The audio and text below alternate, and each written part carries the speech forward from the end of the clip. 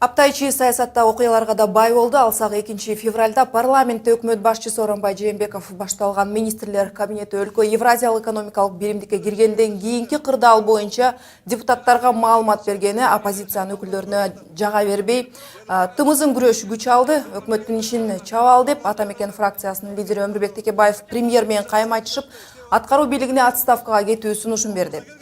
Өкмөт тарашы керек деген демилгелер туш тараптан айтыла баштаганда айрым серепчилер бул көрүнүштү ар түрдүүчө жоромолдой башташты.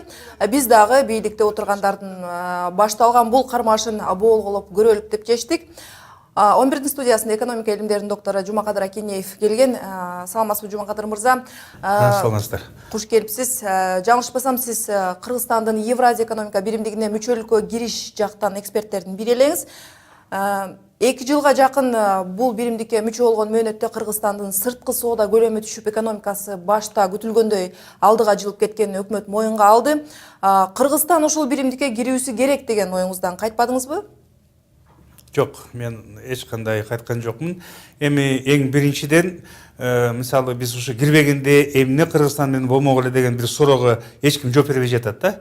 Мындан 5 жыл мурун биз заявканы бергенде базарлар жабылганга аз калып, Казакстан менен Кыргызстан ортосунда жанагындай 3 катардуу тор пайда болуп, мындайча айтканда, жанагы биздин иштеп аткан эмгек мигранттарыбыз 1-январь 15 жылдан баштап экзамен тапшырып, андан тышкары жана эмгек патенти сатып алууга, анан кийин жанагы бир жерден бир жерге көчүүгө тыюу 120 миңи казар тизмеге кирип калган да.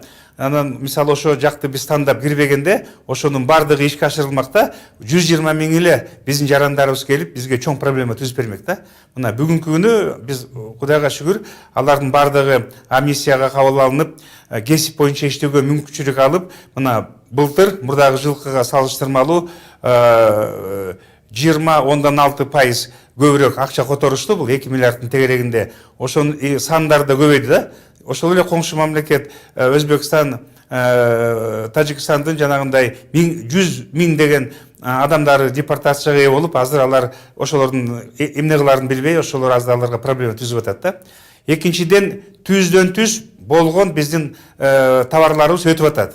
Эми анча-мынча жанагындай тоз болуп калып атат эми Казакстан жактан. Бирок ошого карабай, мисалы, былтыр бир дагы мындай маселе болгон жок, фермерлер жактан да өтпөй жатат деп. Анча-мынча жанагы өткөн маселелер кайрып атты, бирок ал жерде анализдери кичине эмес, туура эмес чыгып, анан көбүнчө бул жерде эми Казакстан жактан атандаш болуп, мындай кандай десек, өткөзчү товарларды өткөзбөй, мындайча айтканда азырынча кичине тоз болуп калып атат да. Эми бул баягы тиешелүү документтер аткарылбай, алар ошондой бир тозголдук кылып атат. Мен ойлойм, бул маселени биздин өкмөт башчысы, мамлекеттин башчысы тиешелүү жанагы жыйындарда, Евразиянын жыйындарында көтөрүп чыгып чечиш керек да.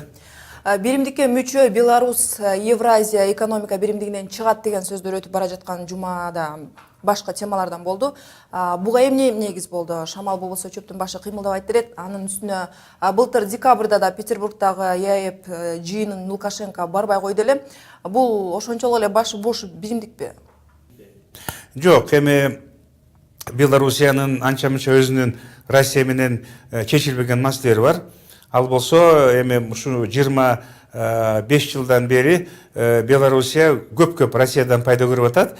Белоруссия эч качан бул биримдиктен чыкпайт. Себеби бул биримдиктен чыккан күнү анда Белоруссиянын экономикасы тескин түрүндө ылдыйлайт. Себеби жанагы 80% Белоруссия чыгарган өндүрүш товарлардын бардыгын Россия мамлекети сатып алат да, жакшы баа менен, ыңгайлуу баа менен. Андан тышкары жанагы бизде эле күйүүчү мөлөчү майды 100% Белоруссия, Россия жактан алат да. Алар болсо жанагы түздөн түз күйүүчү мөлөчү май эмес, нефтти алып, аны заводторуна иштетип, анан кийин ашыкча иштетип, аны дагы Европа жака сатып, дагы кошумча пайда көрөт.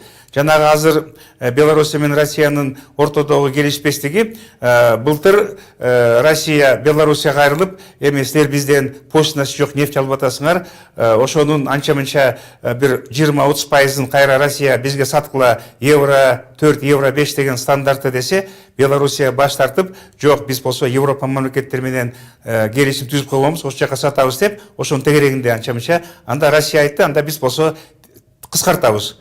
нефти деп ошол жерде кичине анча мынча ошолордун маселеси бар.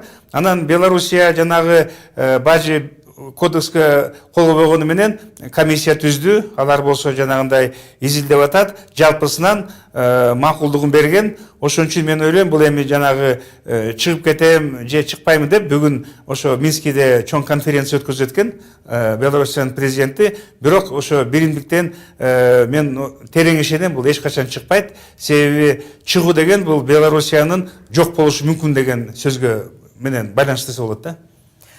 Казакстан дагы деле чек арада Кыргызстан үчүн вет көзөмөлдү албай келет. Ал эми Кыргызстанда эпизодиялык абалды жакшыртуу боюнча аракеттер чабалыраак. Мындай шартта Евразия экономика биримдиги алкагында дагы канча убакыттан кийин абалыбыз жакшырып кетет? Эми Казакстан менен Кыргызстандын ортосунда кичине анча мынча ушу жанагындай тозголдук болуп атат. Жалпысынан биз этибизди да сүтүбүздү да өткөзүүгө даярбыз. Ошо даярдык боюнча баягы жалаң эле Казакстан эмес, Россия, Беларусь, Армениянын өкүлдөрү менен кошумча комиссия келип бардыгын жактырып кеткен.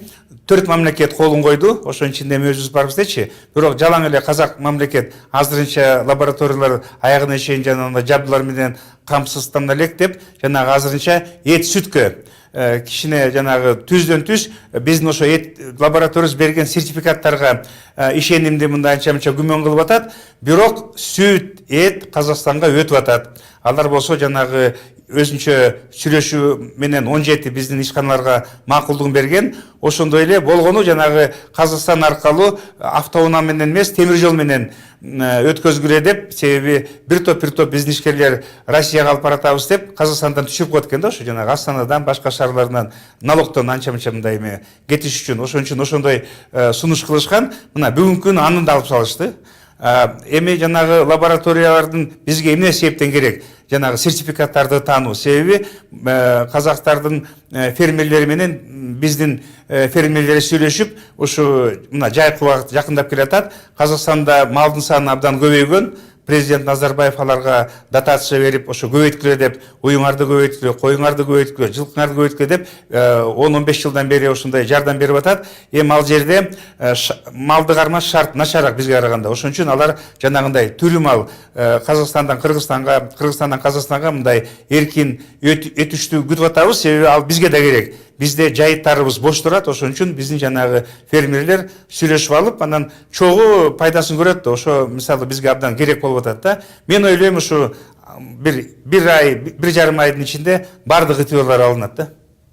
Рахмат сизге. Евразиялык биримдиктин курамына кирген Кыргызстанда кандай өзгөрүүлөр болгондугун, анын алкагында аткарылган жумуштар, чабал деген сындарга карата экономика жаатындагы адис Жумакадыр Акенеев өз ою менен бөлүштү.